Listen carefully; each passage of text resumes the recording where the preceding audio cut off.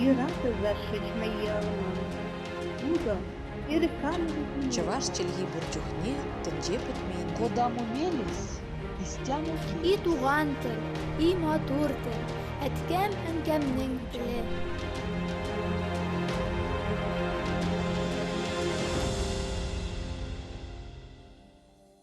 Исәнмесез, сіз Татарстан 24 каналында туған тел тапшыуын қарайсыз. Сізнің білән мен Гүлүсә Сыңғатуллина. Бүгінгі тапшу Қазақ халқы, оларның милли, дини, мәдәни үзенчәлекләре, Татарстан һәм татарлар белән бәйләнешләре, тарихи үсешләре, яшәешләре һәм танылган шәхесләре хакында. Казахлар төрки халык. Дөньяда аларның гомуми саны 16 миллионга җитә. Шуларның 13 миллионы Казахстанда яши. Шулай ук Кытайда, Үзбәкстанда, Россиядә, Монголиядә, Төркмәнстанда, Кыргызстанда, Төркиядә күпләп гомер итәләр. Россия белән Казахстан арасындагы шик дөньядагы иң озын өзлексез кыры җирчеге булып санала. Казахлар нигездә Россиянең Казахстан белән шиктәр җирләрендә яшиләр.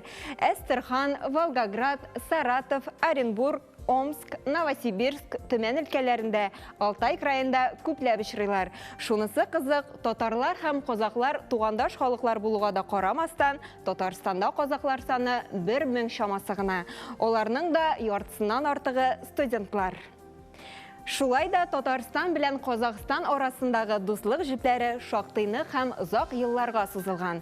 2015 елда Казанның элекке Эсперант урамына Казахстанның беренче президенты Нурсултан Назарбаев исеме бирелүгенә дә күп нәрсә хакында сөйли. 1991 елдан башлап Татарстан Республикасында Казахстан милли мәдәни автономиясе эшләп килә. Автономия ике ил арасындагы дуслыкны тагын да ныгытуда, Татарстанда яшәүче казакларны үзара берләштерүдә шактый зур эш башкара. Татарстанда казахлар саны күп булмаса да, татарлар Казахстанда күпләп яшиләр. Рәсми халык саны буенча Казахстанда 204 мең чамасы татар бар. Рәсми булмаган чыганаклар әлеге санның 2 мәртәбә күбрәк булуына басым ясый. Казахларның милли мәдәни автономияләре Татарстанның халыклар дуслыгы йорты каршында эшләп килә. Җитәкчеләре Сагит Кыдыбаевич Казанга белем алырга килгән, авиация институтын тамамлаган. Аннары биредә эшкә урнашып, өйләнеп, гаилә корган. Тик үз милләтен, туган телен онытмый, йөрәк түрендә саклый. Студенты-казахи организовали казахское землячество казахских студентов. Это еще в 1960-х годах. Потом, значит, в 1991 году уже мы организовали такую юридическую общину, казахскую общину города Казани. Зарегистрировали ее, устав приняли. И с тех пор, значит, как бы история вот такая уже, юридическая история идет с тех пор. А если глубже взглянуть, так вот, общее взглянуть, то казахи в Татарстане, в основном в Казани, они с 1800-х годов. Сагит әфәнде милләтенең данын Татарстанда ныгыту өчен күп көч куйган шәхес. Мисал өчен, Казан үзәгендәге элеккеге Эсперант урамына Казахстанның ул вакыттагы президенты Нурсултан Назарбаев исемен бирү эшләрендә ул башлап биргән. Туган телне чит җирләрдә яшәп саклауы авырмы? Бу хакта сорамый кала алмадык. Для казахов, именно для казахов Татарстана проблемы такой нет, в принципе. Эта проблема, она существует для казахов в Оренбурге, Омской области, где они, это коренные жители той местности, где живут, то есть им нужно изучать, иметь детские сады, ясли, школы, обучать полностью языком и так далее. У нас такой проблемы нет. У нас основная масса казахов, которые в Татарстане, это студенты. То есть они казахоязычные, там, русскоязычные. Яшь буын да үз иленнән читкә киткәч туган ягын, мәдәниятен, телен сагынып яши. Халыклар йортындагы яшьләр хәрәкәте туган як назына сузаучыларны үз кочагына җыя. Любители, которые хотят говорить на своем языке, то есть для них они организуют в рамках вот воскресной школы класс специальный, то есть и они занимаются как бы не изучением, а поддержанием казахского языка, то есть язык, он сам по себе ценен, поэтому Без дә Казах автономиясе һәр вакыт гөрләп торсын дип телибез. Телне саклау, милләтне үстерү үзе бер изге эш. Казах этносы 9-15 гасырлар дәвамында борынгы Һинд-Иран халкының төрки кабиләләр белән ассимиляциясе нәтиҗәсендә барлыкка килгән. Мәдәни яктан формалашуларына 12-14 гасырларда монголлар йогынты ясаган. Бүгенге көндә казахлар сан ягыннан Монголиядә 2нче урындагы халык булып санала. Казах сүзе борынгы төрки телдән ирекле кеше дигәнне аңлата. Шулай ук кайбер чыганакларда әлеге атаманың мәгънәсе ачы, сугышчы дип тә бирелә. Казахларның ачы дигән атамалары юктан гына барлыкка килмәгәндер, чөнки ат алар тормышында шактый зур урын били. Антрополог галимнәр фикеренчә, дөньяда беренче булып атларны казахлар ерләгән. Аларның атлар белән бәйле күп кенә бәйгеләре дә шул хакта сөйли. Мәсәлән, Аламан бәйге 40 километр ераклыкка сузылган ат чабышы, Кунан бәйге яшь атлар чабышы, кыз куу, атлыгыз һәм егет арасындагы чабыш, Кокпар егетләрнең ат өстендә кәҗә түшкәсе өчен сынашулары, төнге алу, ат өстендә барган килеш җирдә яткан тәңкәне иелеп алу ярышы, саез, ат өстендә килеш көрәшү һәм башкалар. Казахлар мөселман динендә, шуңа да нигездә милли бәйрәмнәре дин белән бәйле. Корбан гаете, ураза бәйрәмнәре зурлап үткәрелә. Шулай ук төрки халыклар өчен уртак булган Нәүрүз бәйрәменә дә зур игътибар бирелә. Казах теле төрки телләр семьялыгының Кыпчак, Нугай төркеменә карый. Татар теле белән бик охшаш. Беренче карашка әлеге ике тел ике төрле кебек тоелса да, аралашу дәверендә бик күп сүзләрнең охшаш һәм уртак булуы аңлашыла. Әлеге ике халык бер-берсен якынча 50% тылмачсыз да аңлый ала. Казах һәм татар телләре өчен уртак булган кайбер сүзләрне барлыйк. Мәктәп, мәктәп, жүрек, йөрәк, өрнек, үрнәк, өтенеш, үтенеш, көңел, күңел, жаңа, яңа, караңгы, караңгы һәм башка бик күп сүзләр. Алар әйтелешләре ягыннан күпмедер аерылса да, нигезләре бер үк.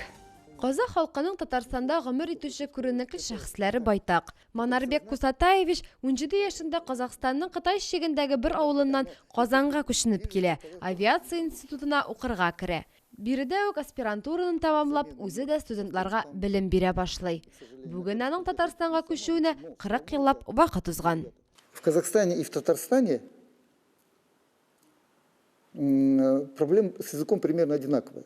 Вот я родился в ауле, и у нас четко вот эта вот тенденция была видна. Бабушки, я говорю бабушки, потому что деды почти все погибли на Великой Отечественной. Это когда говорят, вот, что там какой-то один народ победил, да, на самом деле действительно все наши народы, и мы все участвовали, и все в равной степени понесли жертвы. Так вот, дедов не было, а у бабушек. Бабушки были казахскоязычные. И редко какая бабушка могла что-то говорить по-русски. Родители уже были двуязычные. У меня дома был казахский, но они с соседями, с друзьями, в смысле с русскими, общались на русском.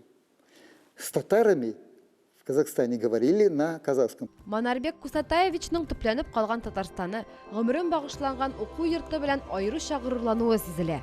Россиянең башка төбәкләре белән чагыштырганда, Татарстанда чын мәгънәсендә халыклар дуслыгы хөкем сөрә. Биредә теләгең бар икән, туган телеңне саклап калу бик җиңел дип белдерде. Казах халкының милли үзенчәлекләре турында да аралаштык. Аш-су хакында бик яратып сөйләде. У нас в районе, ну, в том, где я жил, у нас очень смешанное население было. Казахи, русские, татары, немножко корейцев и иногда немножко немцев, да? Вот. И взаимовлияние все-таки было, и поэтому у нас обязательно была картошка. То есть добавляли к чельпекам картошку, получалось очень вкусно, да? Эти крупные куски картошки. В смысле, картошка очищенная, разрезана крупными кусками. Челпек Казах халкының милли ашы. Аны майда кыздырылган юка ләваш дип аңларга кирәк. Ул ипине алмаштыра, аңлавыгызча, кайбер төбәкләрдә эшлек салып та төрәләр. Есть еще из блюд, вот аналогов нет, я не знаю, у нас было сүзбе и корт. Вот корт немножко похож на ваш корт, который кладут в губадью.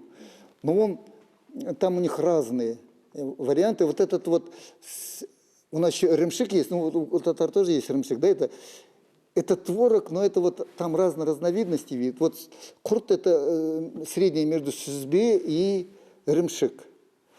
А сүзбе это, я даже не знаю, как это тоже вот такое. Это типа кислого творога. Ну, это типа. Это очень далеко, но вот если максимально близко, чтобы понять, что это такое, это называлось сүзбе.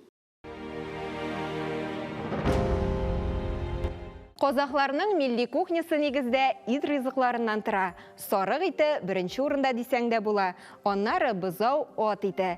Иң танылган милли ризыклары без бармак. Безнеңчә биш бармак күпләргә таныш. Ул шулпада пешкән камыр телемнәре һәм озак итеп тәмләткечләр кушып пешерелгән иттән гыйбарәт. Күп итеп сарык ите кушып пешерелгән пулау да казакларның яраткан ризыгы. Сырны дип аталган ризыклары суган һәм бәрәңге кушып казанда кыздырылган яшь сарык итенә гыйбарәт. Куардак хайваннарның бавыр, үпкә эчәкләренә бәрәңге кушып пешерелә. Шулай ук төп милли ризыкларының берсе ат казысы. Казахларда арсу белән бәйле бер кызыклы милли традиция бар. Олар иң кадерле кунакларына сарык башы пешереп чыгаралар. Баш бүлгәләнмичә чыгарыла. Пешерер алдыннан тешләре һәм тиресе генә салдырыла. Казах милли киемнәрен борынгы традициялар буенча тегәләр. Аларны теккән вакытта этник, климатик һәм икътисади үзенчәлекләр исәпкә алына. Казахларның милли киемнәре татар һәм башкорт киемнәренә шактый охшаш. Нигездә күннән, мехтан эшләнгән киемнәр өстенлек ала. Төсле җепләр, затлы ташлар белән чигүләр төшерү киемнәренең төп бизәге булып тора. Казахлар мәдәният, сәнгать, фән, бизнес һәм башка өлкәләрдә дөньяга танылган шәхесләре белән горурланып яши. Шуларның кайберләрен атап үтик. Димаш Кудайберген кайсы илгә барса да стадионнар җыючы, дөньяга танылган талантлы яшь җырчыны белмәгән кеше юктыр. Тимур Бекмамбетов, дөньяга танылган кинорежиссер, сценарист һәм продюсер. Соңгы елларда Татарстан белән тыгыз бәйләнештә. Быел гына премьерасы булган Девятаев фильмын искә алдык. Советлар Союзы герое Татарстан летчигы Михаил Девятаев турындагы әлеге фильмда безнең артистлар да катнашты. Төп рольне уйнаган Павел Прилучный исә милләте буенча рус булса да чыгышы белән Казахстаннан. Наталья Аринбасарова, танылган киноактриса, РСФСРның һәм Казахстанның ат казанган артисткасы, Ленин комсомолы һәм СССРның дәүләт премиясе иясе. Скриптонит псевдонимлы танылган рэперның үз исеме Әдил Жәлелов. Ул яшьләр арасында аеруча да популяр. Нурлан Сабуров, юморист, күпләргә ТНТ каналындагы стенд-ап тапшыру аша таныш.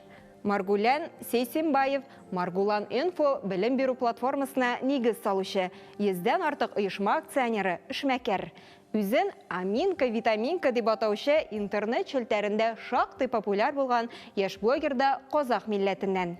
Әлбәттә, танылган казахлар исемлеге моның белән генә шикләнми. Тик барысында бер тапшыруда атап бетерү һич кенә дә мөмкин түгел. Казахлар автономия саксаларында яшьләр хәрәкәте дә эшләп килә. Аның активисты Карина Кабдуллинаның Казанга килүенә 4нче ел. Ул медицина университетында белем ала. Киләчәктә кардиолог булу турында хыяллана.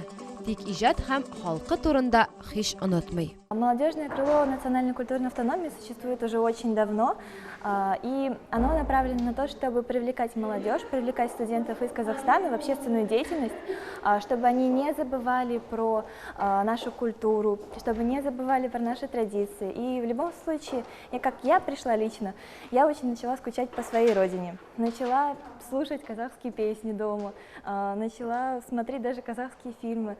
Этого на родине я не понимала, но приехав сюда, я начала скучать. Автономиягә Карина фикердәшләрен табу өчен килә.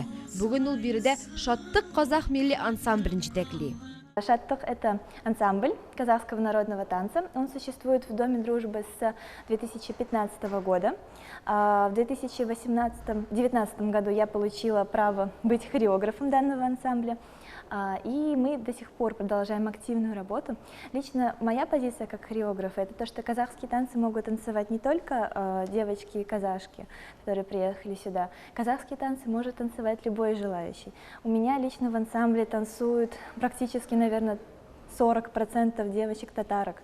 То есть я привлекаю не только людей своей национальности, а также и других, потому что они начинают заинтересовываться, что это такое казахский национальный танец, чем он связан, как его танцуется, потому что это очень красивый вид искусства.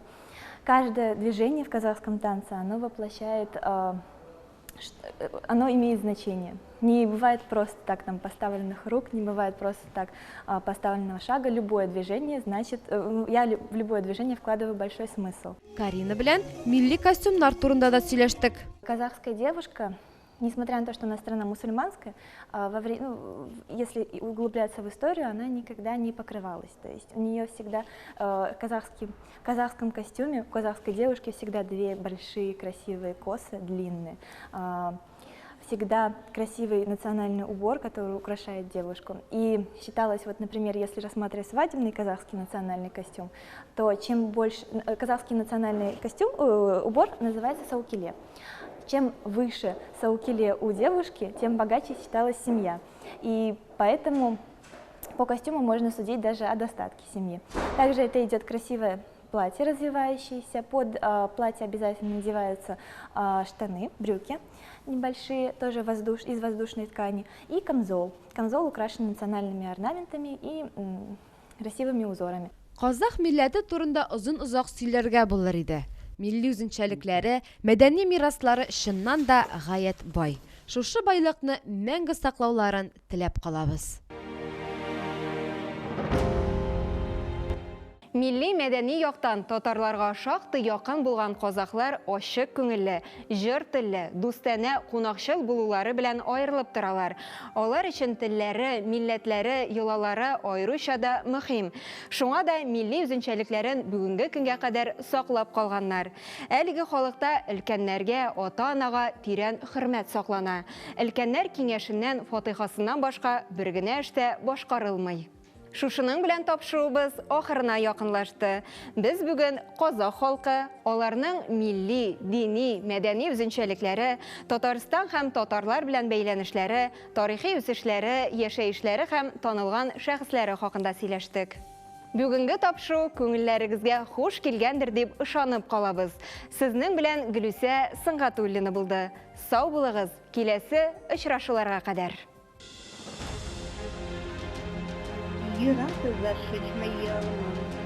Ну-ка, перекалывай. Чаваш челги бурчухне, тенже путмейнде. Кодам умелись, истямуки. И туган тел, и матур тел, әткәм әнкәмнең теле.